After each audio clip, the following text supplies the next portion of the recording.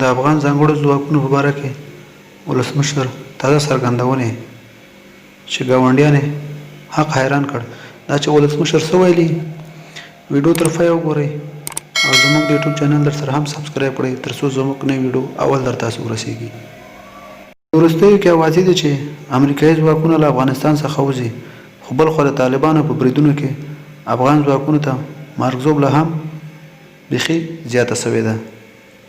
ولسمشر محمد اشرف غني د ټیک په نوي امریکایي بنسټ سره په خبرو کې ویلي دي چې افغان ځانګړي ځواکونه په سیمه کې دوهم زبرځواک ده چې کولی شي د افغانستان تمامي ارزښتونو او د هېواد له ګوټ ګوټ څخه په میړانه دفاع وکړي او دا وړتیا په دوی کې شته.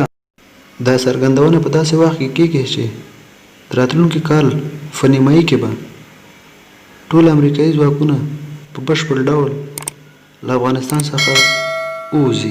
تمه وه چې د طالبانو د امریکا ترمنځ د سولې لاسلیک وروسته افغانستان کې جنگ کم سي، خو برعکس په دې وروستیو کې طالبانو په افغان ځواکونو او ملکي وګړو خپلو بریدونو ته نور هم زور ورکړی ده. یادونه وړ ده چې په دې وروستیو کې طالبانو هدفي وژنې هم زیاتې کړي چې ګڼ شمېر دیني علما او قومي مشران یې شهیدان کړي پکې. نو ګرانو لیدونکو، تاسو څه نظر لرئ چې افغان ځواکونه کولی شي د افغانستان د تمامي ارزښتونو او له خپل ګران هېواد افغانستان څخه دفاع کولی شي؟